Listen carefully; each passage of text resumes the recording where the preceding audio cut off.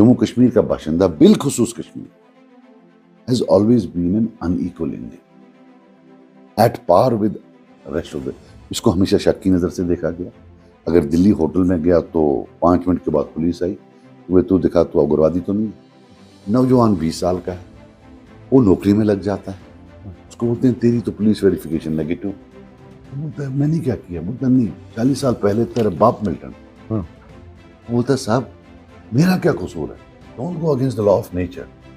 आप वालिद के गुनाहों के लिए बच्चे को सजा नहीं दे सकते। तो कुल मिला के अगर हम देखें बांडीपुरा से आपको 2 फॉर्मर एमएलएज का सपोर्ट मिलता है। तो स्टैटिस्टिकली अगर आप देखेंगे यू आर इम्प्रूविंग।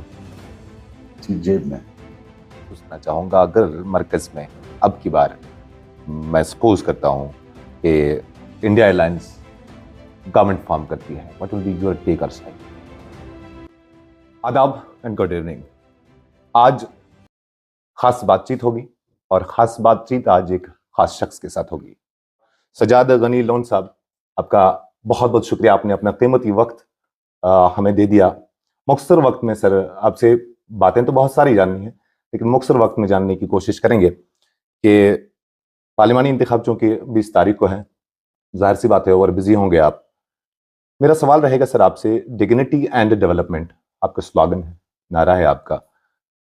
कौन सी डिग्निटी, किसकी डिग्निटी और किस तरह से डिग्निटी बहाल होगी, एक ये जानना चाहूंगा। और इसी सवाल में डेवलपमेंट के एतबार से भी आपने जानना चाहूंगा इन ब्रॉडर सेंस।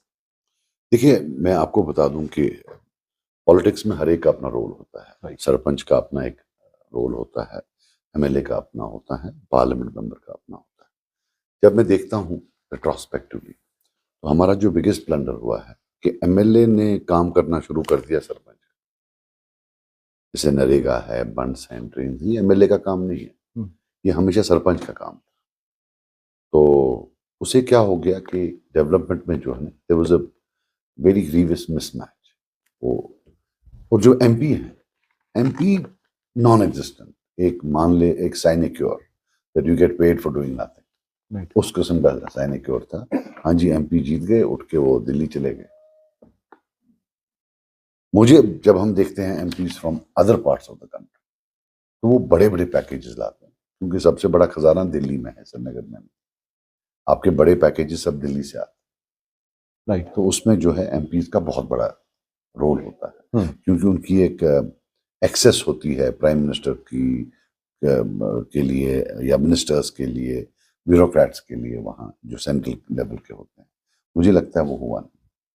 डेवलपमेंट में हमारा एक ड्रीम है पीपल्स कॉन्फ्रेंस का। वी बिलीव कि जो कश्मीर स्पेशली है, कश्मीर वैली, इसका जो कॉम्पिटिटिव एडवांटेज है इन डेवलपमेंट, एक हॉर्टिकल्चर में है और टूरिज्म में। राइट। जब हम हॉर्टिकल्चर की बात करते हैं, मैं सिर्फ सेबों की बात नहीं कर रहा हूँ, मैं अखरोट की बात कर रहा हूँ, बादाम की बात कर रहा हूँ, चेरीज की बात कर रहा हूँ, कीवी फ्रूट्स, एक्सोटिक वेजिटेबल्स, वो फिर एग्रीकल्चर में आएगा। और I am talking of technology, high density, जिसका जो इकोनॉमिक यील्ड है पर हेक्टेयर बहुत ज्यादा हो, comparable to any part in the world. तो जो किसान है, जो फ्रूट ग्रोवर है, वो कमाए उसमें।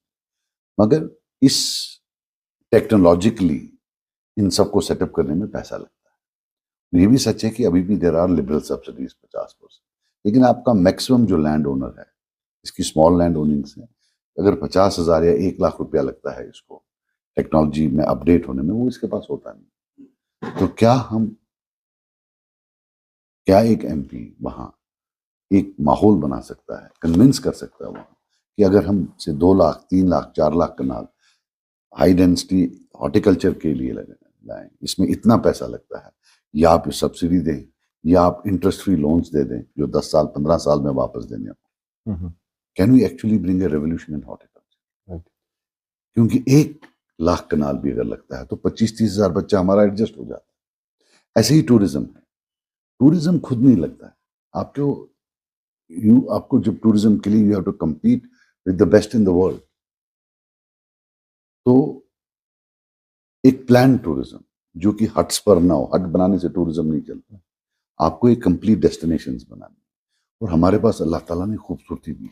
So you're mainly focusing on these 2 sectors. When I talk of development, right, एक एमपी का उतना ही रोल है, right, उसका डे टू डे सड़क का बनाने का रोल नहीं है, उसका वो वाला रोल नहीं, एमपी का मैक्रो लेवल पर होता है। यू आर टॉकिंग, मैं जो आपको अभी बातें बोली, मैं 10-15 हज़ार Why crore. only these two sectors? There are अगर several other ये sectors. 15-20 हज़ार करोड़ है, अगर 5,000 भी आए, आप पिछले 10 साल में तो 5 करोड़ नहीं आया, पहले कुछ तो आने दे दीजिए। Right. There are other sectors, I am not saying at the cost of other We are sectors, mainly focusing on but this is, I think this is life changing. It will change the whole, the dignity part जो है। Right. ये हो गया हमें क्या मिलता है दिल्ली से, हमें क्या मिलता है मरकज से।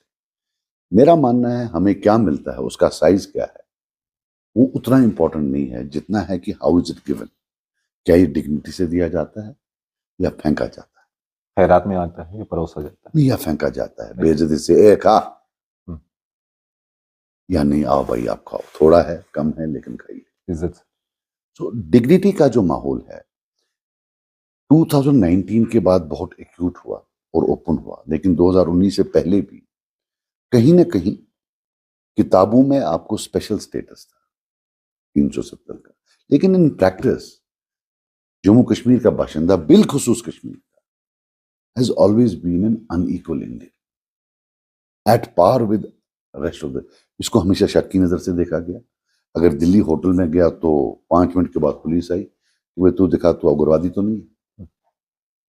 आज तक किसी ने कुछ नहीं किया। एक बार मैंने देखा है अभी 1 साल पहले शायद एक होटल वाले का लाइसेंस कैंसिल, अदरवाइज 30 साल में लाखों कश्मीरियों को पुलिस ने मतलब बहुत हरास किया होगा, लेकिन आज तक किसी भी मरकजी सरकार ने कोई एक्शन नहीं लिया। आई थिंक एक होटल को एक बार उसकी लाइसेंस कैंसिल की, पर क्योंकि वो वीडियो पर था। Otherwise I have called people many time. So ये वहां से शुरुआत होती है आज की, जो एक कश्मीरी को अब फंसाया गया है, यूथ फंसाया नहीं गया है, let me use my words carefully, जो उसको मुहासरा किया गया है एक नए कॉन्सेप्ट से। नॉट कॉन्सेप्ट तो पुराना है, लेकिन अब यूजेज बढ़ गई है, पुलिस वेरिफिकेशन सर्टिफिकेट। ये फांसी का फंदा बन गया है नौजवान के। नौजवान 20 साल का है, वो नौकरी में लग जाता है, उसको बोलते हैं तेरी तो पुलिस वेरिफिकेशन नेगेटिव। वो बोलता है मैंने क्या किया, बोलता नहीं 40 साल पहले तेरा बाप मिल्टन। वो बोलता है साहब मेरा क्या कसूर है, बोलते नहीं ये कानून है। अब ये कानून जो है 96 से पहले तक like other parts of country जब आपकी पुलिस वेरिफिकेशन होती थी तो फर्द की होती थी, भाई क्या ये फर्द इन्वॉल्व है, क्या इसके क्रिमिनल इंटेसिडेंट्स हैं। 96 के बाद जब हमारे नेशनल कॉन्फ्रेंस वाले आए तो क्लरिकल लेवल पर इन्हें डाल दिया, नहीं बंदे को ही नहीं खानदान को भी देखा करो। सो ये कानून बन गया कि अगर आपके खानदान में एक भी बंदा है जो सबवर्सिव एक्टिविटीज में इन्वॉल्व है तो खानदान में किसी को सर्टिफिकेट नहीं मिलेगी। अब आई ये वाली आज की सरकार, ये बोलते हैं जॉब मिलेगी तो सर्टिफिकेट लाओ, पुलिस सर्टिफिकेट। पासपोर्ट का पहले ही वही था।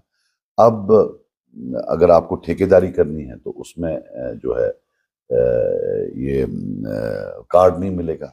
पोर्टर्स बेचारे लेबर का काम करते, आप पुलिस वेरिफिकेशन सर्टिफिकेट लाओ। हम नहीं कहते हैं आप मत लाओ, लेकिन हम ये कहते हैं don't go against the law of nature. आप वालिद के गुनाहों के लिए बच्चे को सजा नहीं दे सकते।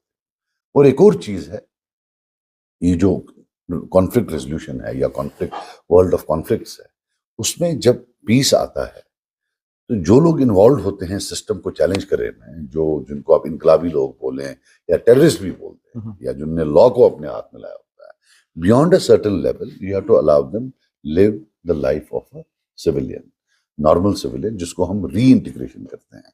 ये बंदा री इंटीग्रेट हो गया। ये वो मुद्दे हैं जो 30-40 से 50% लोग इसमें इंपैक्टेड है।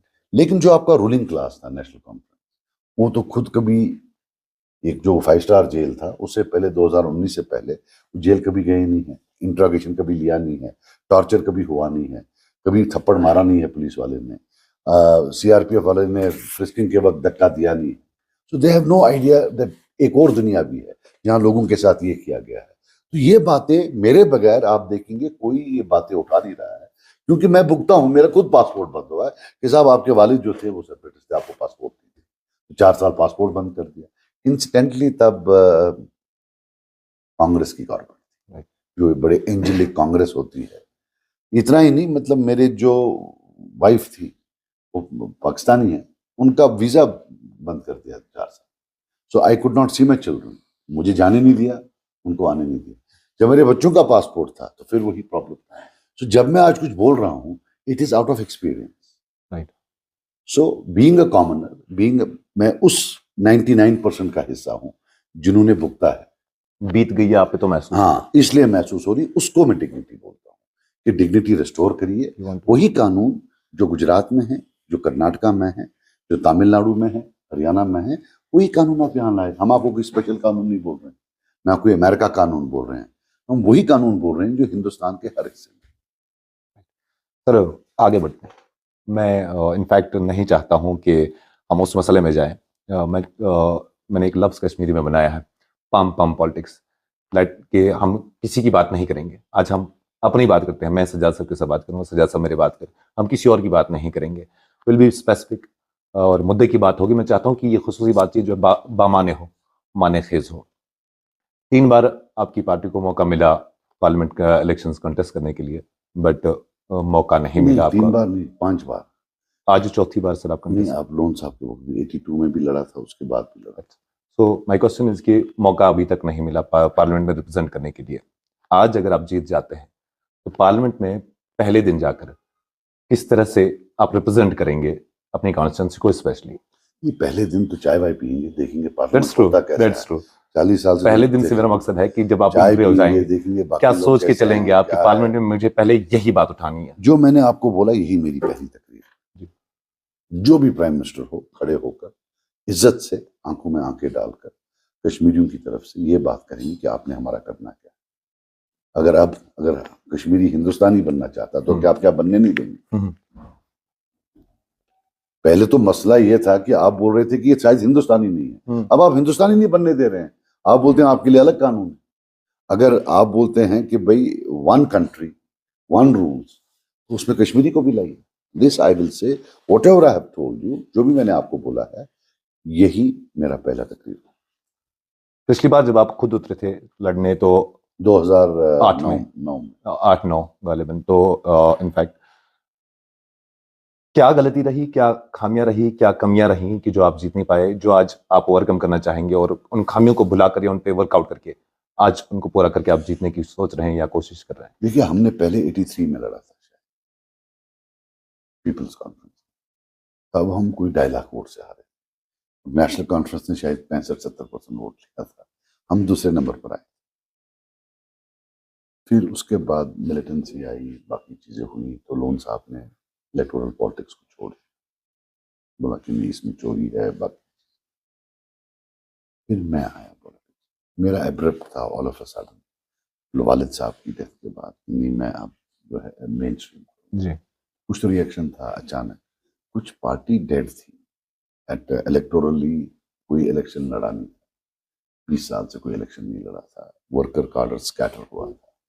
एक नई सरकार आई थी 2-3 महीना पहले नेशनल कॉन्फ्रेंस की, 2008 में एंड में, और 2009 मई में हमारा इलेक्शन।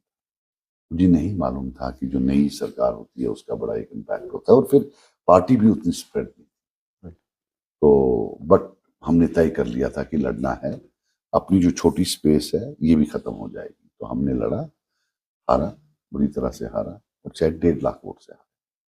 फिर 2014 में हमने पार्लियामेंट में, नहीं 2014 में हमने फिर बंदे को उठाया, वो 1 लाख से हारा, और 2019 में 30,000 से हारा।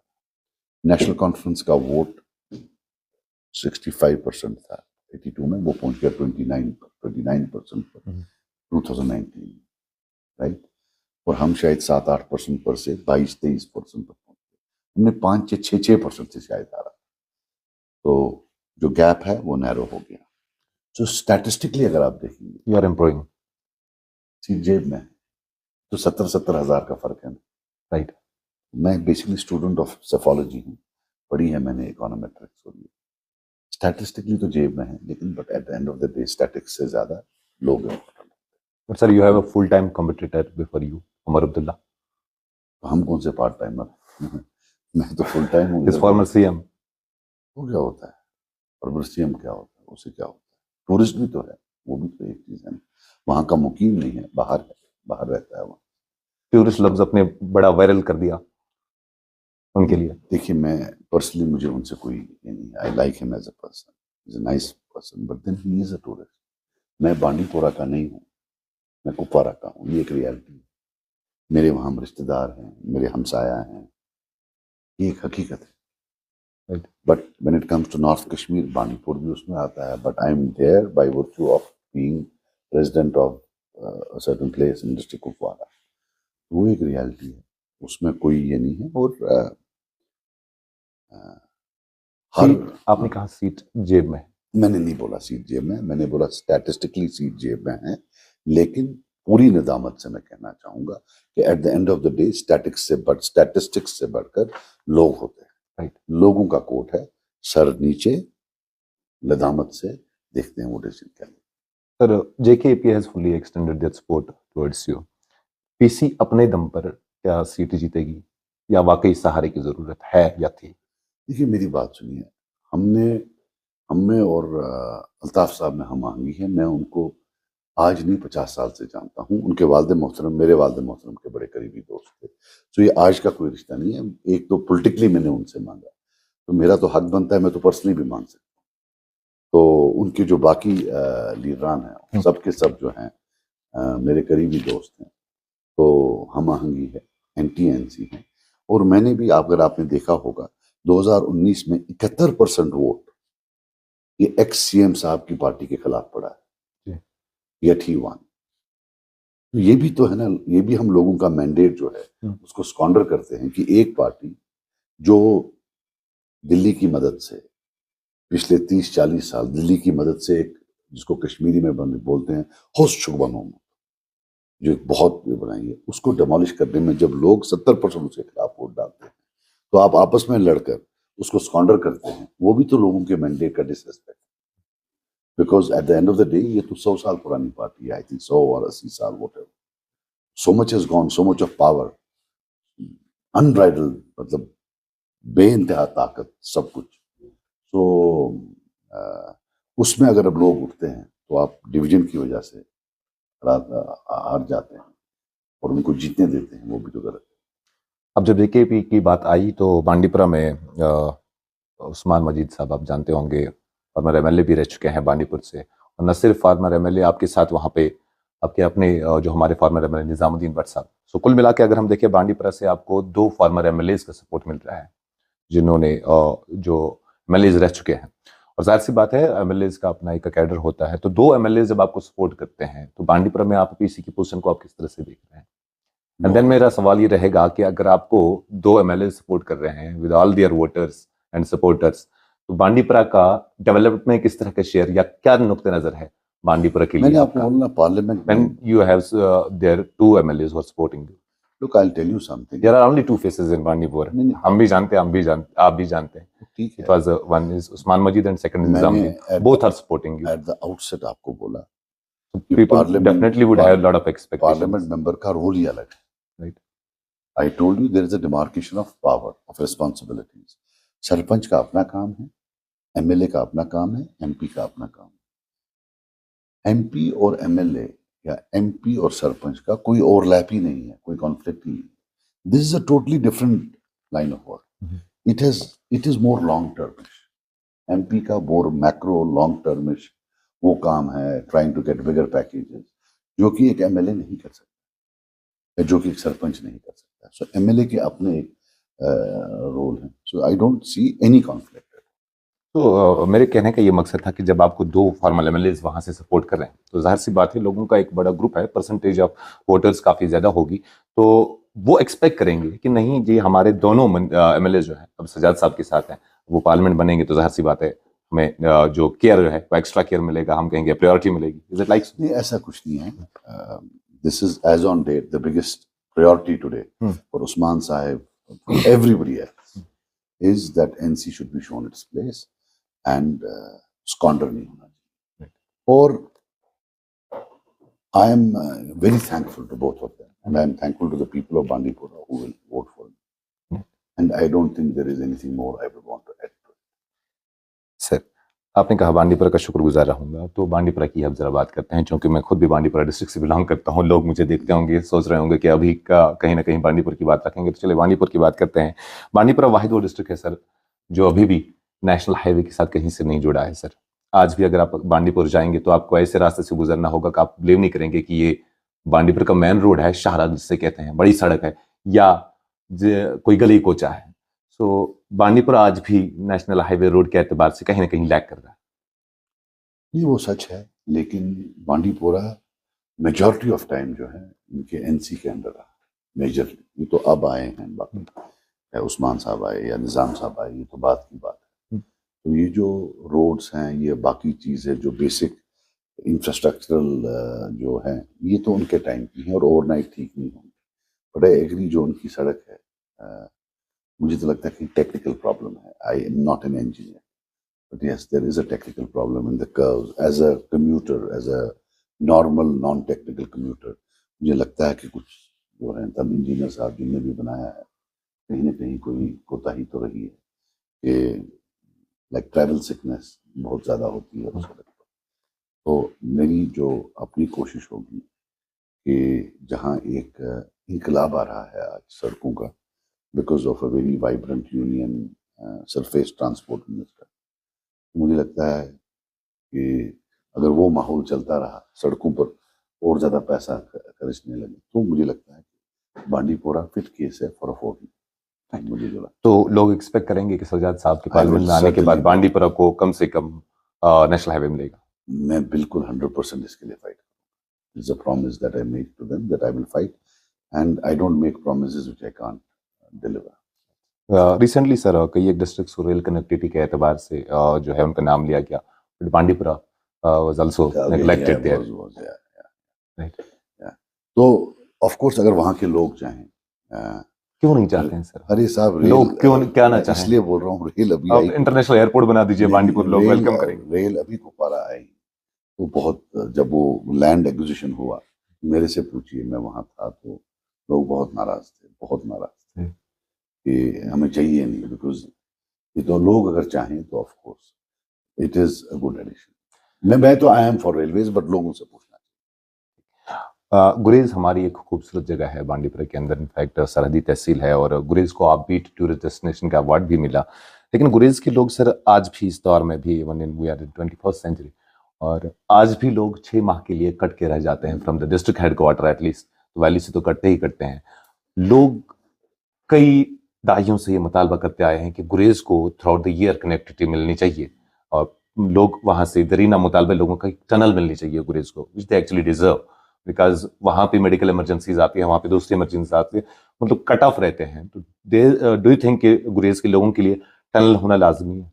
मैं हाथ जोड़कर बड़े निजामत से गुरेज के लोगों को पूछूंगा कि कभी आपने अपने पार्लियामेंट मेंबर को पूछा कि ये बात कभी उठाई वहां पर? थोड़ा उनको भी थोड़ा इसमें सोचना चाहिए। This is one thing that only a parliament member can give. State के पास कभी पैसा नहीं होगा टनल बनाने का, सवाल ही पैदा नहीं होगा। It will always be a central project, right. लेकिन भाई थोड़ा बहुत तो सोचें। पिछले 8 इलेक्शनों में एनसी ने वहां लीड ली, और टनल का सवाल आप मुझसे पूछ रहे हैं। मेरी पार्टी ने 200 वोट लिए, but I promise the people of Gurez, if I win it will be a reality. मुझे भूख हड़ताल पर जाना पड़े, भीख मांगना पड़े, पांव पकड़ने पड़े, मैं इसके लिए काम करूंगा। हालांकि दिए हैं 200 वोट या 300, लेकिन at the end of the day democracy में people who exercise their votes, उनको भी समझना चाहिए कि ये वोट उनके बच्चों के लिए। आप ये वोट अपने बच्चों के लिए इस्तेमाल कर रही है ना, नेशनल कॉन्फ्रेंस के लीडरों के बच्चों के लिए ना इस्तेमाल करें। मतलब मैं खुद हैरान होता हूं कि वन ऑफ द मोस्ट, एक वो जगह जो टूरिज्म में बहुत आगे जानी चाहिए थी अब तक, और इस वक्त भी अनप्लान टूरिज्म हो रहा है। लोग होटल बना रहे हैं, लोग आ रहे हैं, एक टाइम पर वो सैचुरेशन आ जाएगी और बस बैठ जाएगा नॉर्मल भाई 4.5। What I would have wanted today is get a world class consultant who will design the future of गुरेज क्या होगा। गुरेज में तो जगह नहीं मिलनी चाहिए। गुरेज का जो बर्फ है वो बर्फ नहीं, सऊदी अरब का तेल है। बर्फ जहन्नम भी हो सकता है विंटर में, कट ऑफ 6 फुट बर्फ, बाहर नहीं निकल सकते। और बर्फ आपका इकोनॉमिक मिरेकल भी हो सकता Right. है। आपका बर्फ, गुरेज का, उड़ी जरिया का माश पानी, बनना चाहिए। उड़ी का पानी, हम्म। मच्छर का बर्फ, ये तेल हो सकता है जैसे सऊदी अरब का है, लेकिन इसको जहन्नम बना के रखा है। और जहन्नम लोगों ने पार्टली खुद बना के रखा है, मुझे माफ कर दो। Don't you think Gurez is fit case, अलग कटा हुआ, जो मर्जी है वो बना दीजिए। बिकॉज ये नहीं है कि यहां से आ रहे हैं बीच में कहीं है, अलग से एक आइलैंड ऑफ एक्सलेंस आप क्रिएट कर सकते। वहां तो 6-6 महीना कमरा नहीं मिलना चाहिए। लेकिन अगर आपको वहां बनाना है, आपको 1 लाख 2 लाख 3 लाख टूरिस्ट लाने हैं, तो आपको बिजली लानी है उतनी, वहां आपको पीने का पानी उतना लाना है, आपको देखना है कोई टूरिस्ट बीमार तो नहीं हो जाएगा, उसके लिए मेडिकल फैसिलिटीज रखनी है, फिर एक इंफ्रास्ट्रक्चर क्रिएट करना है, पब्लिक इंफ्रास्ट्रक्चर क्रिएट करना है, फिर आपने बड़े बड़े होटलियर्स को लाना है, उनको बताना है कि आप देखिए हम आपको ये देंगे ये देंगे। तो मुझे तो पूरा यकीन है कि गुरेज में नेट बाहर से लोग लाने पड़ेंगे नौकरी करने के लिए, इतना पोटेंशियल है उसमें। आपने टूरिज्म की बात छेड़ी तो we have another wetland tourist destination Bandipora and that's the Asia's second largest fresh water lake, popularly known as Wular lake.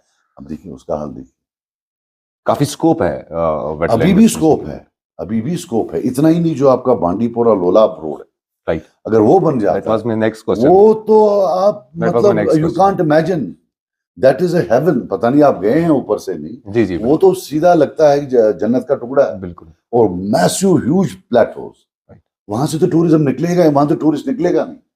तो काफी वक्त से लोग उस रोड के लिए मुतालबा भी रख रहे हैं। आपने बंगस वैली का रोड गालिबन 1 साल के अंदर ही आपने उसको बनाया, दिन रात काम करवा के। तो केचसन रोड क्यों नहीं, लोलाब रोड क्यों नहीं? क्योंकि आपने मुझे वोट नहीं दिए हैं इसलिए। सो पीपल एक्सपेक्ट करेंगे कि 100%। देखो I will tell you one thing जी, नशा होता है ना, मैं कोई ये नहीं, मुझे डेवलपमेंट का नशा है। जब शाम को कोई काम होता है, मुझे लगता है कि नहीं आज काम हो गया, इट्स लाइक ये एक इबादत होती है, खुश होता है आदमी कि आज काम हो गया, अब ऐसा होगा। तो दीज आर, देखिए दे लाइफ चेंजिंग है। नरेगा और बंड और ड्रेन आपकी मुल्कों की तकदीर नहीं बदलती है, ऐसे प्रोजेक्ट्स बदलते। बिल्कुल।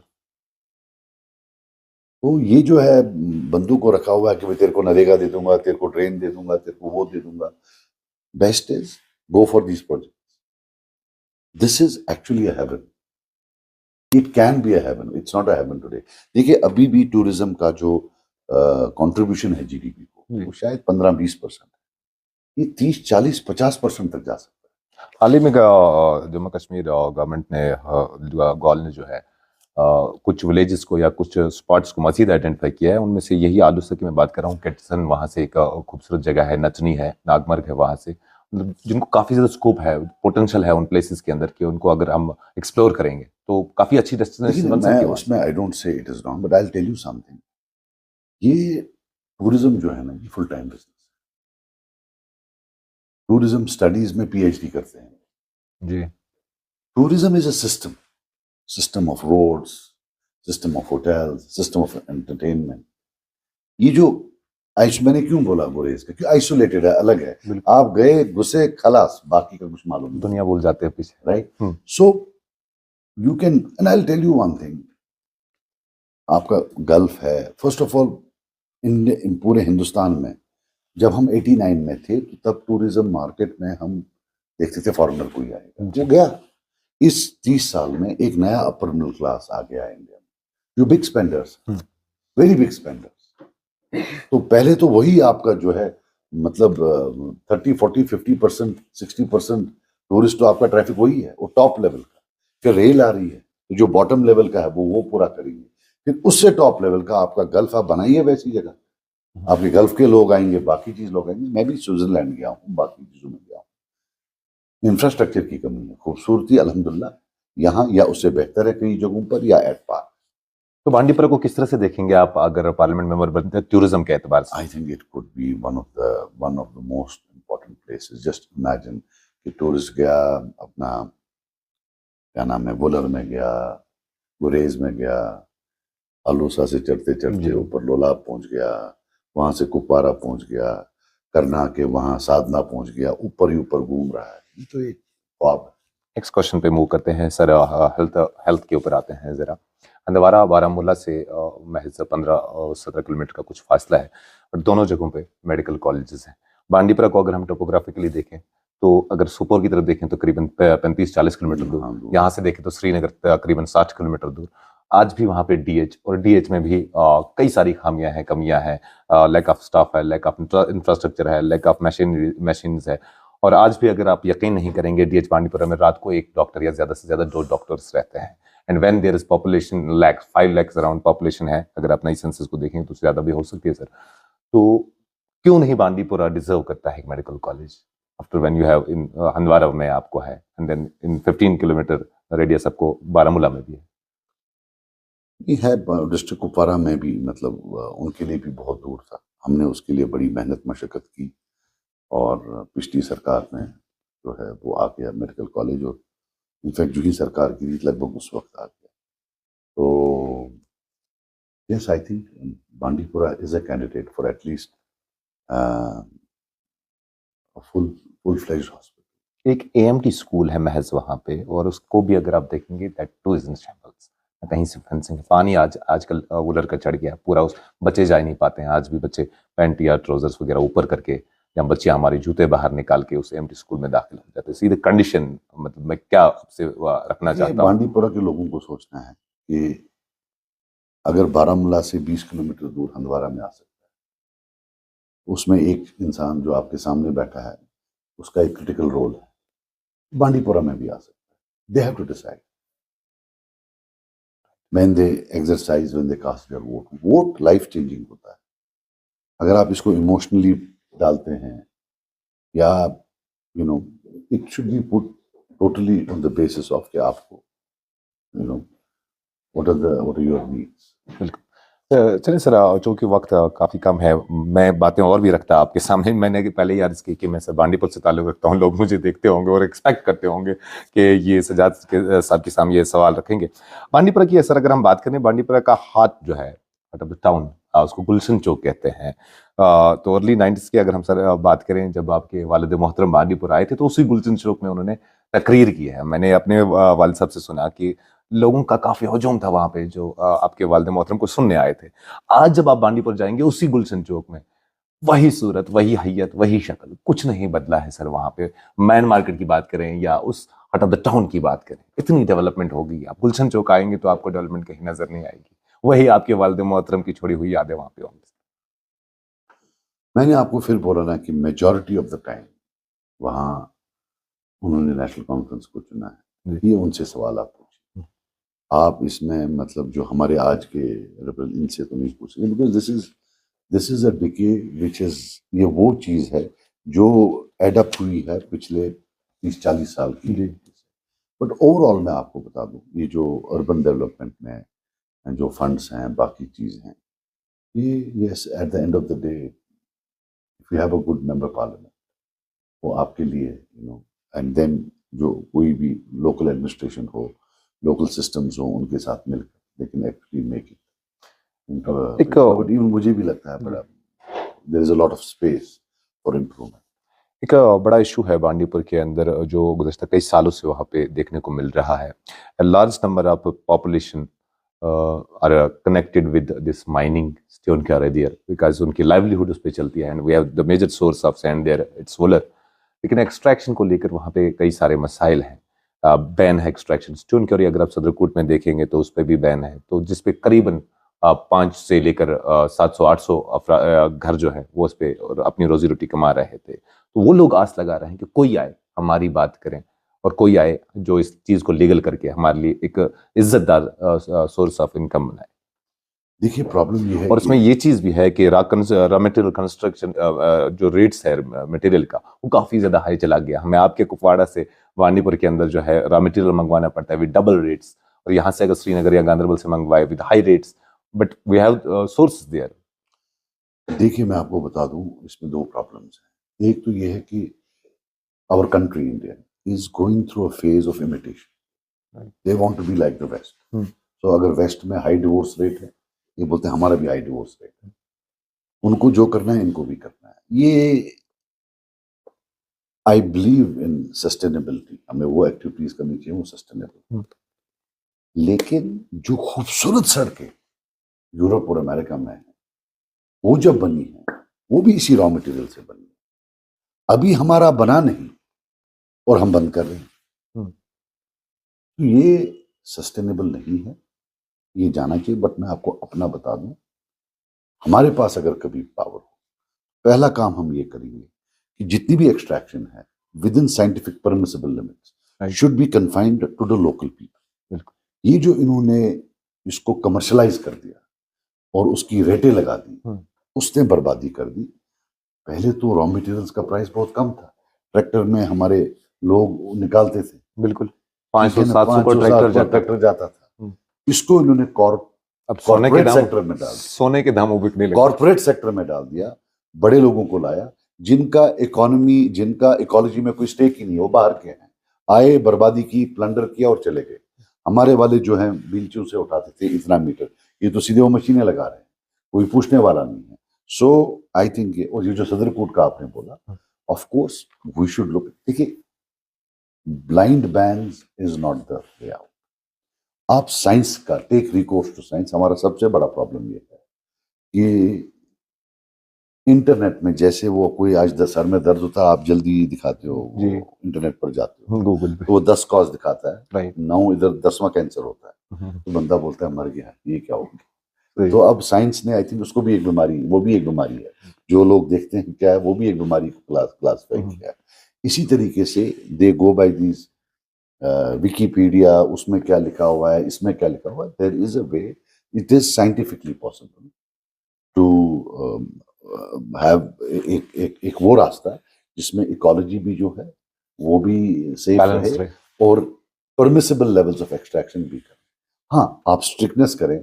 आज आपके पास कैमरास हैं, सब कुछ है, आपको तो बंदा भी नहीं रखना, आपको तो मिनटों में मालूम पड़ेगा। बिल्कुल सही है नहीं? बट ये ब्लैंकेट बैन, बाकी चीज, I take you back to the dignity debate. Right, ये डिग्निटी वाला मामला है, वहां पे भी डिग्निटी कश्मीरी है, बिल्कुल, इसको जरा आप थोड़ा सा चाबी लगाओ, फिट हो जाएगा। Keep him on the edge always. और इसका हाथ ऐसे रखो, 2000 के ट्रैक्टर के पीछे इसके हाथ ऐसे रख लो, हमेशा पीछे पीछे रख लो। एक चीज अच्छी थी कि जो पिछले सिस्टम्स में कि बाहर वालों इसको कमर्शलाइज नहीं किया, they made it commercial at large scale, इसकी बोली लगा दी। और मजे की बात यह है, जो बड़ी बोली वाले हैं जिन्होंने बोली हाई लगाई है, उनका ट्रैक्टर नहीं रुकता, जो लोकल होता है उसका ट्रैक्टर रुकता है। ट्रस्ट मी, हमारे पास एक भी दिन हुकूमत आए, एक दिन, first thing I would do to pass a law कि जो ये माइनिंग है it will be given only to locals of that area. Right, एक आखिरी सवाल रखना चाहूंगा और बड़े मजे की गुफ्तगू हो रही है, जी चाहता है और भी ज्यादा क्योंकि वक्त की कमी है। सर एक आखिरी सवाल रखना चाहूंगा, अगर मरकज में अब की बार मैं सपोज करता हूं कि इंडिया एयरलाइंस गवर्नमेंट फॉर्म करती है, what will be your take और side? Will work with every government, BJP आए, इंडिया अलायंस आए या कोई भी आए, हमने तो काम करना है हर एक के साथ। How is it possible that we won't work with the government? आपको सेंट्रल गवर्नमेंट के बगैर आप sir do you believe in India airlines? No, I don't believe in India airlines. मैं किसी ना इंडिया एयरलाइंस में बिलीव करता हूं ना मैं इंडिया एयरलाइंस में बिलीव करता हूं। आई हैव सीन ये they are too, when it comes to, जब कश्मीर की बात चली तो ये एक ही सिक्के के दो पहलू, इनमें कोई फर्क नहीं। बोलचाल में फर्क है, बाकी चीजों में फर्क है। एनडीए ने आपका 370 हटा दिया, वहां इंडिया में शिवसेना है उसने सपोर्ट किया, आम आदमी पार्टी उसने सपोर्ट किया, कांग्रेस के 50 या 60 एमपीज ने सपोर्ट किया। अरे सब चीज छोड़िए, मैं क्या बताऊं, मालूम ही नहीं पड़ता है किसने अब खिलाफ डाला किसने नहीं डाला। So for us is the same, you have to work with every central government. और ये जरूरी नहीं है आप अपोजिशन में बैठेंगे हर हालत में वहां और अपना काम करवाएंगे, आपको वाकई जहां कन्विंस करना है। हर एक as a person, some ministers are good, you know, you have to work with them। अल्लाह करे मौका मिले, जो भी वहां होंगे हम उनके साथ। और ये तो सिस्टम है, पूरे हिंदुस्तान में ये सिस्टम है। हर जगह तो वही रूलिंग पार्टी नहीं होती है स्टेट में जो सेंटर में होती है। बहुत बहुत शुक्रिया आपका अपना कीमती वक्त देने के लिए। और चूंकि सज्जाद गनी लोन साहब सदर हैं पीपल्स कॉन्फ्रेंस के, कहा कि मरकज में जो भी सरकार आए हम लोगों की डिग्निटी और उनके डेवलपमेंट के लिए काम करने के लिए बिल्कुल तैयार हैं उनके साथ। सरकार भले चाहे जो भी हो। एक बेहतरीन खूबसूरत ये माहौल रहा जिसमें हमने बातचीत की। मुख्तसर बातचीत में बहुत सारी बातें निकल के आई। आप अपना ख्याल रखिएगा, इजाज़त दीजिए, अल्लाह।